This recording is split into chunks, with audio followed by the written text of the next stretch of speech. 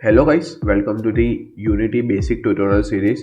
सो guys, हम लोग पिछले कुछ वीडियो से काफ़ी शीशाप सीख रहे थे और हम लोगों ने काफ़ी सारे टॉपिक्स जो होते हैं बेसिक ऑफ प्रोग्रामिंग के, वो काफ़ी सारे हम लोगों ने कवर कर लिए हैं और हम लोग काफ़ी जल्दी ऊप्स में मूव करने वाले हैं। तो मुझे लगा कि बीच में कि यहाँ पे हमको भी कुछ यूनिटी बेसिक ट्यूटोरियल में भी कुछ सीखना बाकी है, तो मैं वो सबसे पहले कवर कर लूँ। जैसे कि हमारा जो कैमरा होता है उसके कंपोनेंट अभी तक हम लोगों ने कवर नहीं किए, फिर प्रीफैब क्या होता है वो भी हम लोगों ने अभी तक कवर नहीं किया है। तो वो सब ये वीडियो में बताऊंगा कि मेन कैमरा के जो कंपोनेंट होते हैं उसको हम लोग थोड़ा एक्सप्लोर करेंगे, और प्रीफैब क्या होता है उसको हम लोग एक्सप्लोर करेंगे, प्रीफैब के यूज़ क्या होते हैं। ओके, और ये आपको बेसिक ट्यूटोरियल है जो यूनिटी शीशाप के और यूनिटी के बेसिक ट्यूटोरियल है। वो अगर आप बिगनर हो, अगर आप अपनी पहली गेम बनाने जा रहे हो, तो आपको जितना नॉलेज चाहिए आपकी पहली गेम बनाने के लिए उतना वो सारा नॉलेज आपको इन दो प्लेलिस्ट में मिल जाएगा पूरी तरीके से।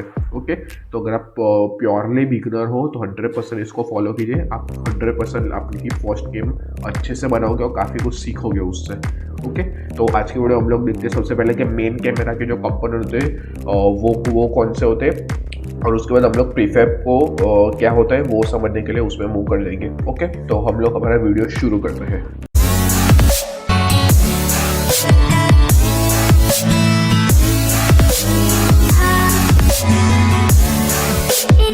सो गाइस, तो मेन कैमरा के कंपोनेंट यहाँ पे आपको स्क्रीन पे दिख रहे हैं। जैसे कि उसका ट्रांसफॉर्म होता है, जैसे कि हर किसी गेम ऑब्जेक्ट होता है वैसे ही उसका एक ट्रांसफॉर्म कंपोनेंट भी होता है। ओके, और उसका एक कैमरा के कुछ कंपोनेंट्स होते हैं अलग से। ओके, और उसको एक ऑडियो लिसनर भी होता है। ऑडियो लिसनर हम लोग जब ऑडियो में मूव कर रहे होंगे, यूनिटी ऑडियो मतलब ऑडियो के साथ खेलना होगा हमको, यूनिटी में ऑडियो कैसे इंपोर्ट कर रहे होगे, प्ले कब करना है वो सब सीख रहे होगे, तो मैं आपको ऑडियो लिसनर के बारे में बता दूंगा वो क्या होता है। आज हम लोग सिर्फ कैमरा के कंपोनेंट्स ही कवर करने वाले। ओके, जो सबसे पहले आपको दिख रहा है कि क्लियर फ्लैग क्या होता है। जैसे कि अभी आपको ये सब दिख रहा है, ये पीछे कैसे ऊपर का आपको यहाँ पे जैसे मेरा एरो है वहाँ कितना है होराइजन जैसा दिख रहा है, तो यहाँ पे क्या है, ये स्काई बॉक्स है। तो ये यूनिटी का डिफॉल्ट स्काई बॉक्स है। ओके, तो यहाँ पे अगर मैं स्काई बॉक्स से सॉलिड कलर कर दूँ तो देखिए ये सॉलिड कलर जैसा दिख रहा है। यहाँ पे देखिए जैसे कि स्काई बॉक्स करूँगा तो ये दिखेगा, होराइजन इफेक्ट दिखेगा। और अगर मैं सॉलिड कलर करूँगा तो ये डार्क ब्लू आ जाएगा। क्यों आया? क्योंकि यहाँ पे क्या लिखा है बैकग्राउंड में, कौन सा कलर है, डार्क ब्लू। ओके, तो यहाँ पे मैं जाके चेंज भी कर सकता हूँ, जैसे कि मैंने यहाँ पे ग्रीनिश कर दिया, कुछ लाइट ग्रीन भी कर सकता हूँ, ब्लू भी कर सकता हूँ, ये कुछ भी कर सकता हूँ। ओके, तो सबसे ज़्यादा काम तब आता है जब आप कोई 2D गेम बना रहे हो, उसमें आप अपना कस्टम बैकग्राउंड दे सकते हैं ऐसे कलर डाल के। ओके, तो ये होता है हमारे ये, और हमें सिर्फ डेप्थ ओनली एक होता है और एक डज नॉट क्लियर, पर ये इतने यूजफुल होते हैं। मेनली हमको स्काई बॉक्स या फिर ये दोनों में से कोई एक यूज़ कर रहे होते हैं हम लोग ज़्यादातर। और स्काई बॉक्स हम लोग 3D गेम में यूज़ कर रहे होते हैं, इसलिए डिफ़ॉल्ट यहाँ पे हमको जो मिलता है जब हम लोग कोई 3D प्रोजेक्ट को क्रिएट करते हैं, तभी कैमरा में क्लियर डिफ़ॉल्ट जो क्लियर फ्लैग होता है वो ऑलवेज स्काई बॉक्स होता है। और जब भी आप कोई 2D गेम क्रिएट करोगे तो उसका डिफ़ॉल्ट क्लियर फ्लैग होता है वो सॉलिड कलर होता है। ओके, तो अभी हमारे यहाँ पे स्काई बॉक्स है। अगर आपको खुद का कस्टम स्काई बॉक्स डालना है तो वो भी बहुत ईजी है डालना, क्योंकि कुछ नहीं करना आपको। यहाँ पे ऊपर जो कंपोनेंट के बाजू में जो विंडो दिख रहा है उस पर क्लिक कीजिए, वहाँ पे रेंडरिंग में जाइए, लाइटनिंग सेटिंग में जाइए। तो लाइटनिंग सेटिंग में यहाँ पे आपको दिख रहा होगा स्काई बॉक्स मटेरियल। तो यहाँ पे क्या यूनिटी का डिफॉल्ट स्काई बॉक्स ऑलरेडी होता है। यहाँ पे आप चाहो तो आपका खुद का कस्टम भी डाल सकते। ओके, तो मैं यहाँ से अपना स्काई बॉक्स का मटेरियल भी चेंज कर सकता हूँ। जैसे कि अभी आपको दिखाऊँ तो मैंने यहाँ पे स्प्राइट करके कुछ है, यहाँ पे स्प्राइट डिफॉल्ट करके कुछ है, तो मैंने वो चूज़ किया तो यहाँ पे कैसा वाइट हो चुका है। थोड़ा इसको खिसका दो तो आप देख सकते हो यहाँ पे कैसा वाइट हो गया है। वैसे ही आप कोई भी यूज़ कर सकते हो, जैसे कि ये, फिर कुछ भी। तो अभी के लिए हम लोग डिफ़ॉल्ट पे रखते हैं। आपका खुद का कस्टम आपको कस्टम अगर नहीं बनाना है खुद का स्काई बॉक्स, तो आप चाहो तो स्काई बॉक्स के लिए मटेरियल भी आपको काफ़ी सारे एसएस स्टोर से मिल जाएंगे। मैं एसएस स्टोर पे भी काफ़ी जल्दी वीडियो लाऊंगा कि कैसे हम लोग इंपोर्ट कर सकते हैं और कौन से ऐसे एसएस होते हैं जो हम लोग हमारे गेम में फ्रीली यूज़ कर सकते हैं। जैसे कि कुछ काफ़ी ज़्यादा इंपॉर्टेंट होते हैं, जैसे कि यूनिटी का खुद का जो एक स्टैंडर्ड एसेट्स आता है वो काफ़ी ज़्यादा इंपॉर्टेंट है। काफ़ी सारे हम लोगों को बेसिक एसेट जैसे कि काफ़ी चीज़ें हमको वहाँ से ही मिल जाती है। ओके, 2D स्प्राइट, ये स्काई बॉक्स के मटेरियल्स, काफ़ी सारी चीज़ें हमको वहाँ से फ्री में मिल सकती है, तो हम लोग वो भी यूज़ कर सकते हैं। तो वो कैसे यूज़ करना है मैं आपको कोई और एक वीडियो में अच्छे से बता दूंगा। आज हम लोग सिर्फ कैमरा और प्रीफैब पे फोकस करते हैं। सो गाइस, आपने स्काई बॉक्स समझ लिया क्या होता है और सॉलिड कलर भी समझ लिया क्या होता है। ओके, तो फिर ये होता है क्यूलिंग मास्क, मतलब ये आप समझ सकते हैं कि कैमरा में आपको क्या रेंडर करवाना है। जैसे कि अभी हम यहाँ पे तो अभी है नहीं कुछ, इसलिए यहाँ पे एवरीथिंग चल रहा है। जैसे कि अगर आप यहाँ पे देखोगे डिफ़ॉल्ट में, अगर कोई भी गेम हो, जैसे कि लेट्स से कि मैं क्यूब पे ले जाऊँ इसको, क्यूब के अंदर या फिर डिफ़ॉल्ट पे, या फिर मैं कुछ भी कर सकता हूँ, ट्रांसफ़र है, फिर यहाँ पे वाटर यूआई है, ये सब क्या एक लेयर्स है। ओके, तो अभी के लिए तो क्यूब क्या है डिफ़ॉल्ट पे, तो इसको है कि ये कौन से लेयर को ये करे। जैसे कि यहाँ पे डिफ़ॉल्ट भी यहाँ पे सिलेक्ट करेगा, डिफ़ॉल्ट को मैं सिलेक्ट नहीं करूँगा, यहाँ पे अनसिलेक्ट कर दूँ डिफ़ॉल्ट को, तो यहाँ पे क्या करेगा, ये क्यूब को गायब कर देगा, वो दिखाएगा ही नहीं। तो यहाँ पे आप कर सकते हो कि मुझे कौन सी चीज़ ये कैमरा से दिखानी है, तो उसके लिए आप ये यूज़ कर सकते हो। ओके, तो ये एक शॉर्ट ऑफ ये लेयर्स होते हैं, तो आपको कौन से टाइप के लेयर आपकी कैमरा में दिखाने, तो ये आप यहाँ से सिलेक्ट कर सकते हो। ओके, तो ये काफ़ी ईजी है। बाद में प्रोजेक्शन होते हैं, तो यहाँ पे दो टाइप के प्रोजेक्शन होते हैं, पर्सपेक्टिव और ऑर्थोग्राफिक। ओके, तो ये दोनों टाइप के प्रोजेक्शन होते हैं। पर्सपेक्टिव में होता क्या है कि पर्सपेक्टिव में अगर आप इसको सिलेक्ट करोगे, तो मान लीजिए कि आज अभी मैंने और एक क्यूब ला रहा हूँ यहाँ पे। यहाँ पे मैंने क्या किया है, यहाँ पे मैंने दो क्यूब रख दिए, एक ऐसे दो ऐसे, मतलब सामने सामने एक दूसरे के ऐसे क्यूब रखे। अभी मैं क्या करता हूँ, ये हमारा जो ये वाला जो व्यू है आपको जो सीन विंडो में दिख रहा है, वो व्यू में मैं अभी हमारे कैमरे को ला रहा हूँ। तो क्या सिंपल है, वो भी मैंने आपको सिखाया था लास्ट वीडियो में, कि लास्ट के वीडियोज़ में, कि आपको सिर्फ कैमरा को सिलेक्ट करना है, यहाँ पे आपको गेम ऑब्जेक्ट्स में जाना है और अलाइन विथ व्यू करना, अलाइन विथ व्यू, तो ये यहाँ पे अपना आपको यहाँ पे इस व्यू में अलाइन कर देगा। ओके ग्रेट, तो यहाँ पे आप लोग को हमको दो क्यूब दिख रहा है। अभी मैं अगर यहाँ पे कैमरा का व्यू पर्सपेक्टिव है तो आपको ऐसा दिख रहा है, पर जैसे ही मैं यहाँ पे इसको ऑर्थोग्राफिक करूँगा ना, तो ये देखिए कैमरा का व्यू चेंज हो चुका है, देखा। तो ये पर्सपेक्टिव ऑर्थोग्राफिक कब काम आता है, आप सिंपली समझ लीजिए। पर्सपेक्टिव वो होता है कि आपको दो दो जैसे कि अभी आप 3D ऑब्जेक्ट हो, तो उसमें पर्सपेक्टिव में अगर आप देख रहे होगे कैमरा में पर्सपेक्टिव ऑन होगा, तो आपको डेप्थ पता चलेगी कि ये दो एक दूसरे से कितने दूर है। ओके, पर ऑर्थोग्राफिक में क्या होता है कि आपको डेप्थ नहीं पता चलती। जैसे कि अगर आप एक पॉइंट को यहाँ रखोगे और उसके पीछे एक और पॉइंट रखोगे, अगर आप पर्सपेक्टिव में देख रहे होगे तो आपको पता चलेगा कि नहीं ये पॉइंट इससे थोड़ा दूर है, थोड़ा पीछे है। पर अगर आप वही चीज़ अगर ऑर्थोग्राफिक में देख रहे होगे, तो आपको नहीं पता चलेगा, कि आपको ऐसा लगेगा कि दोनों पॉइंट एक दूसरे भी है, एक साथ ही है दोनों पॉइंट, उसमें आपको डेप्थ नहीं पता चलती। तो इसलिए हम लोग जब भी कोई 3D गेम बना रहे होते हैं, तो उसमें हमको हमारे जो 3D में होते हैं, उस टाइम पे क्या होता है, 3D गेम, और 3D गेम में हमारे जेड एक्सिस भी काफ़ी यूज़ हो रहे होते हैं। जेड एक्सिस में भी हम लोग और 3D ऑब्जेक्ट यूज़ करेंगे, तो उसकी 100% उसका जेड कंपोनेंट भी होगा उसके अंदर। पर अभी जब हम लोग 2D गेम बना रहे होते हैं, तो 2D गेम में ऑलवेज ऑर्थोग्राफिक व्यू होता है, सॉरी पर्सपेक्टिव नहीं, ऑर्थोग्राफिक व्यू होता है ऑलवेज। ओके, क्योंकि उस टाइम पे हमारा कोई 3D कंपोनेंट, जेड कंपोनेंट उतना ज़्यादा काम नहीं आता है। ओके, तो ये आपको समझ में आएगा कि अगर कोई 2D गेम बना है, क्योंकि 2D गेम में आप कोई भी ऑब्जेक्ट को पीछे रखो आगे रखो कुछ फर्क नहीं पड़ने वाला उससे। ओके, क्योंकि वहाँ पे डेप्थ कैलकुलेट नहीं होने वाली, जेड एक्सिस में कौन सी चीज़ पीछे या आगे उससे कुछ फर्क नहीं पड़ने वाला हमको 2D गेम्स में। ओके, तो ये होता है हमारा पर्सपेक्टिव और ऑर्थोग्राफिक व्यू। अगर आपको अभी समझ में नहीं आ रहा तो कोई टेंशन लेने की बात नहीं है, हम लोग जब 2D गेम क्रिएट करेंगे कोई, तभी आपको अच्छे से समझ में आ जाएगा। ओके, तो अभी के लिए तो आप समझ लीजिए कि पर्सपेक्टिव यानी कि उसमें डेप्थ कैलकुलेट होती है। ओके, डिस्टेंस दोनों के बीच का जो जेड के अंदर जो डिस्टेंस होगा दो ऑब्जेक्ट के बीच में, वो कैलकुलेट होता है पर्सपेक्टिव में।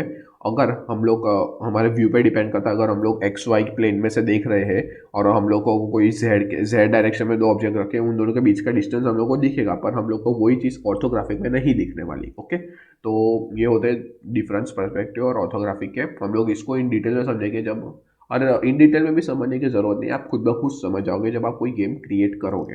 ओके, तो ये होते हैं।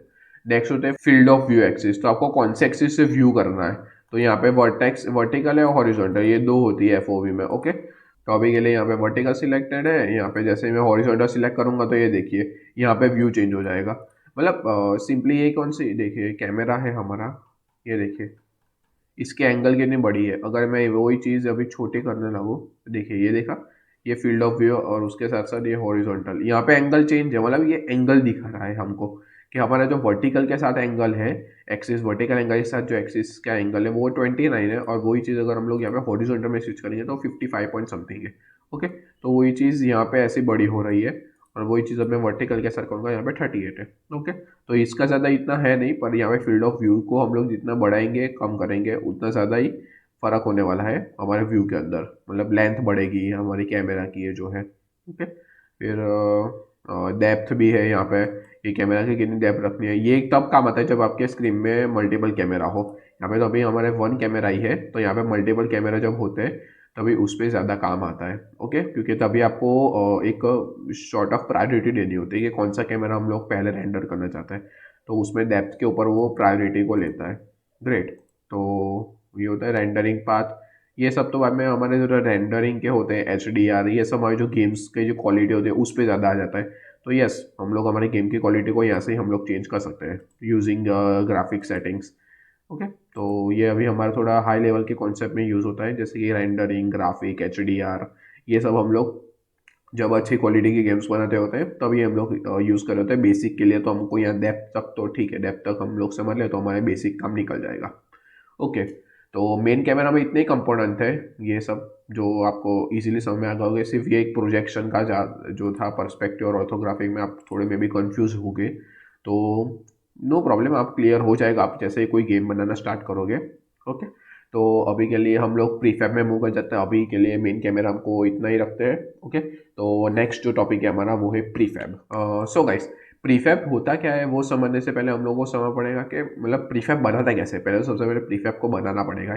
तो प्रीफैब बनाना काफ़ी ज़्यादा ईजी है। तो अभी के लिए तो मैं इसको डिलीट कर रहा हूँ और ये काफ़ी अंदर घुस चुका है मेरा कैमरा, तो इसका व्यू भी थोड़ा बहुत बदली कर देते हैं।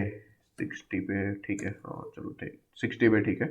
तो अभी के लिए क्यूब है, तो वो क्यूब को मैं क्या करता हूँ, जैसे ही ये क्यूब को मैं प्रोजेक्ट पैनल में लाऊंगा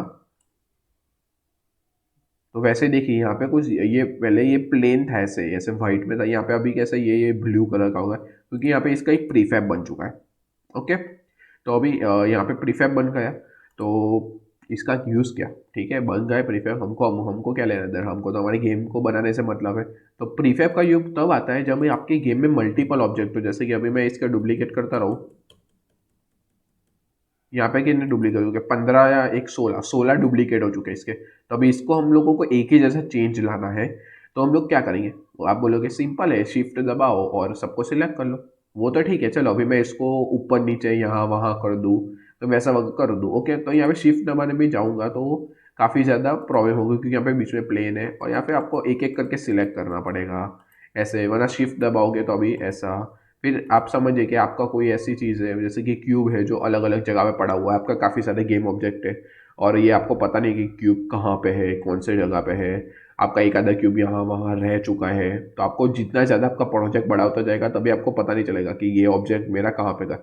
तो ये काफ़ी ज़्यादा मतलब वो हैप्टिक हो जाता है जब हमारा प्रोजेक्ट जब जितना ज़्यादा बड़ा हो जाता है, जितने ज़्यादा गेम ऑब्जेक्ट हमारे गेम के अंदर इंक्लूड हो रहे होते हैं, तो हमको हमारे कैलकुलेशन नहीं रहती कि कौन सा ऑब्जेक्ट कहाँ पे है।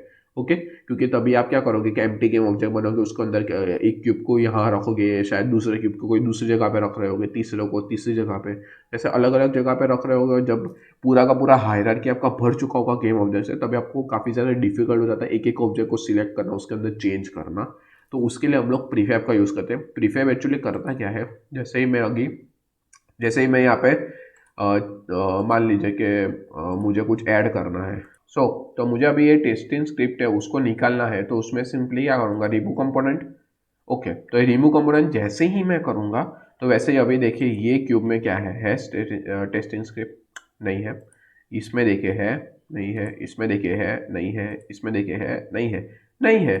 सिंपल, क्योंकि यहाँ पे एक में ही मैं चेंज करूँगा तो वो चेंज हम लोगों को मिल जाएगा। अभी ये सब ये जितने भी क्यूब है वो कहीं कौन से भी कोने में ना पड़े हो, क्यूब कौन से यहाँ पे वहाँ पे कहीं पे भी पड़े ना हो। यहाँ पे मैं जैसे ही यहाँ पे मैं चेंज करूँगा हायरार्की में, हमारे जो यहाँ पे प्रीफैब है उसको अंदर मैं चेंज करूँगा, वैसे ही ये चेंज सब जगह इम्प्लीमेंट हो जाएगा, काफ़ी ईजीली हो जाएगा। ओके, तो ये भी काफ़ी ईजी होता है अगर हम लोगों को यहाँ पे जो हायरार्की के अंदर जो है क्यूब, जितने भी क्यूब डुप्लीकेट्स है उसके अंदर हम लोग कोई चेंज करेंगे तो वो भी इम्प्लीमेंट हो जाएगा। पर हमको एक चीज़ का ध्यान रखना है, जैसा कि मैं अभी स्क्रिप्ट को वापस लाना चाहता हूँ, तो मैं क्या करूँगा, इस पे ऐड करूँगा।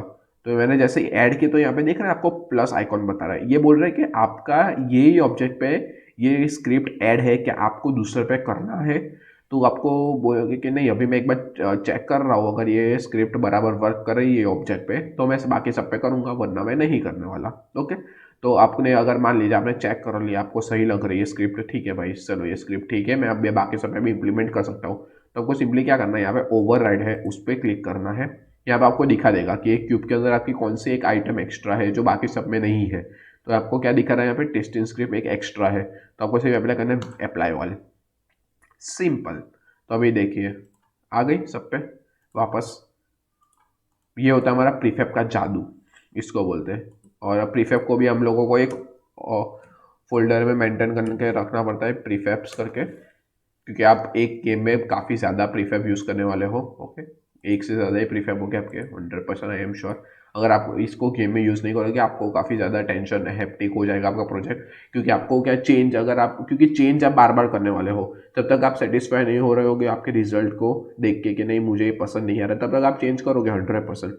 तो अभी आपको वही, अगर एक ऐसा कोई गेम ऑब्जेक्ट है जो बहुत सही जगह पे है पूरा आपके गेम में, तभी अगर आपने उसका प्रीफैब नहीं बनाया होगा तो काफ़ी ज़्यादा हैप्टिक हो जाएगा। ओके, तो आप कोई भी गेम ऑब्जेक्ट बना उसका प्रीफैब तो बना ही देना है, भले बाद में आप यूज़ करो उसमें चेंज करो ना करो, प्रीफैब तो बनाने में क्या जाता है आपका। तो सिंपल, तो आपका क्या है, टाइम भी बच जाएगा उससे, और ज़्यादा कुछ काम भी नहीं है प्रीफैब बनाने के। करना ही क्या है आपको, सिर्फ एक ऐसे गेम ऑब्जेक्ट को सिलेक्ट कीजिए, ले जाइए, होल्ड कीजिए और प्रोजेक्ट में जाकर छोड़ दीजिए, तो ऑटोमेटिक वो खुद अपना एक प्रीफैब बना देगा उसको जाके, और प्रीफैब प्रोजेक्ट में सेव कर दीजिए। यहाँ पे भी एक प्लेन का भी प्रीफैब बन गया। ओके, तो काफ़ी ज़्यादा सिंपल है। ओके, तो आपको समझ में आता होगा कि मेन कैमरा के कंपोनेंट कौन से होते हैं, और क्यूब मतलब प्रीफैब जो होता है वो हम लोग कैसे बनाते हैं, उसका यूज़ क्या होता है। अगर आप हायरार्की में से कोई प्रीफैब है उसके अंदर चेंज करो तो आपको वो अप्लाई करना कैसे है। फिर अगर आप यहाँ पे प्रोजेक्ट में कोई प्रीफैब में चेंज करो तो ऑटोमेटिक सब पे अप्लाई हो जाएगा। ओके, तो ये सब होता है। तो आई होप आपको समझ में आएगा, काफ़ी ज़्यादा इंपॉर्टेंट होता है ये सब समझना भी। और अगर जहाँ तक अभी ऑर्थोग्राफी का पर्सपेक्टिव वाला जो है वो आपको मैं कोई और एक वीडियो में कवर कर लूँगा। ओके, तो ये वीडियो के लिए हम लोग इतना ही रखते हैं। मैं मिलता हूँ आपको नेक्स्ट वीडियो में एक नई यूनिटी सी शार्प ट्यूटोरियल के साथ। तब तक के लिए सी या।